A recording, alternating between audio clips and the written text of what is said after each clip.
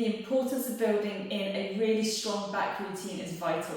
I'm going to take you through my back workout routine today, so when you're ready, come along with me on this journey and I'll go through some tips and tricks to really help you maximize those gains into your back and also show you a couple of cool exercises as well along the way. So the first exercise we're going to do is the lat pull down. This is a great overall back exercise, and when done well, you can really feel those lats engaging. This is a great exercise also for building stability, improving posture. So it's definitely a key exercise and my go-to exercise here. I tend to opt now for the neutral grip pull down bar, but if you only have the wide pull down bar available, that is absolutely fine. The only reason I tend to prefer this and use this with my clients is if there's any issues in shoulders or there's a tendency for an impingement in the shoulder, this tends to feel a little bit more comfortable to work through. It does also seem to allow you to really roll those shoulders back to engage the lats more. So with the technique, when it comes to the lat pull down, really think about rolling the shoulders back and lifting the chest up towards the bar. You're really looking to engage those big lat muscles which are running down the back here. So we don't want to be bolt upright, but equally we don't want to be leaning all the way back to the point of feeling like you're using momentum almost in the hips to drive the bar down towards the chest. It's also really important to slow down the upward phase or the eccentric phase of the movement. This is going to help you to really maximize the gains that you're trying to achieve in building muscle into the back. You're aiming to work to failure where you can no longer pull down in good form. Moving on, we're going into the cable reverse fly. Now this is a single arm reverse fly designed to work the rear delts. So it's going to be working the mid traps and also those rhomboids. So all the kind of slightly weaker muscles that you might not be using, especially if you're sitting in your day job at a computer, it's really important we build this up to really readdress and balance out the front and the back. I love using the single arm fly because it really helps working on those imbalances that we may have, as I said before, and certainly for those who've had injuries in like rotator cuffs, and this is a great exercise. You want to maintain a nice flat back, and you really are looking for the full stretch as you pull the bar across the body. You want as much as possible to avoid winging the shoulders. So I'm just going to show from this side. So you can see from the left side, as I drive it up, I'm engaging the rear delts and I'm sending the arm slightly back. This is just so to avoid actually shrugging the shoulder up towards your ears. So I really want to bring that focus into the shoulder. So for here, I want to take my time, control that downward phase, find that full stretch at the bottom before driving the weight all the way back up. You don't want to be using a very heavy weight, and you would probably be struggling to use a particularly heavy weight.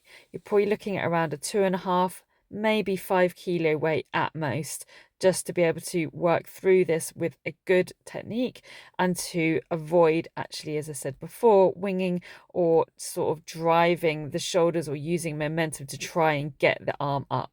Keep the arm nice and straight so that you are making sure that that weight is going into the shoulder and you're not starting to use your elbow to drive the weight out. So the next exercise we're going to move into is the close grip low to neutral cable row. Now, the reason that I do this exercise is primarily that I really believe that we should be working in the full motion of the exercise and the full motion of what our backs do on a day-to-day basis, from picking things off the floor to shifting and moving things. So for this exercise, I set it up as a low row cable exercise, but I'm sat up above the actual cable. And I'm using a V-bar here to do this exercise with. If you don't have a V-bar, you could use a straight bar, but I do prefer the V-bar for this exercise.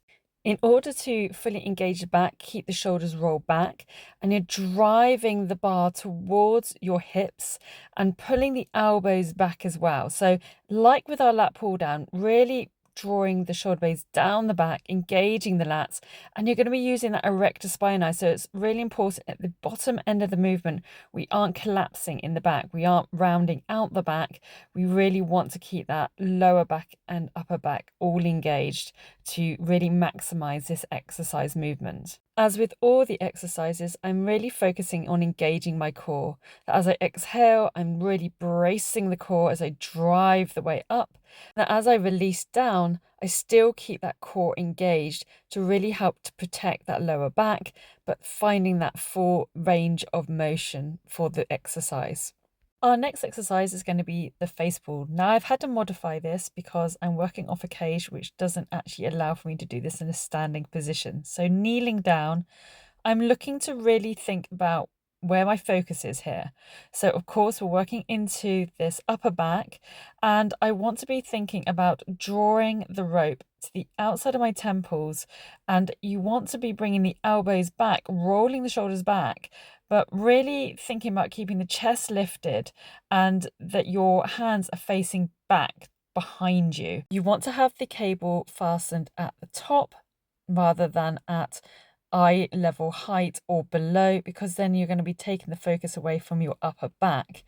You also want to, where possible, either use the rope pull down or a longer rope that you can also attach. So you can take 2 attachments and create a longer rope attachment. You want to be focusing on drawing the elbows out to the side, rolling the shoulders down the back, and keeping this really controlled. Again, this is not about the weight. This is about making sure that the technique is correct, it is controlled, you can feel the engagement, and again, focusing on slowing that eccentric to get the full stretch in that upper back before driving the weight back again. Moving on, we're going to go into our core series. So I'm going to be using the core ball today. You really want to focus on lying onto the ball and creating a plank shape. So you're really trying to keep your eyes engaged, looking up to the ceiling, hands on top of the thighs, and about an inch or 2 lifting up.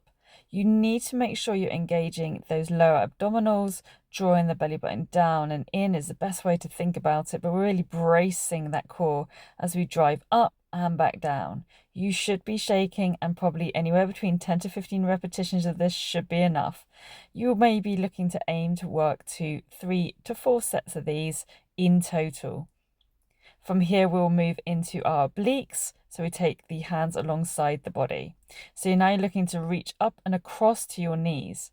Now, again, you're settling slightly in the middle before moving to the opposite side, not just swinging side to side.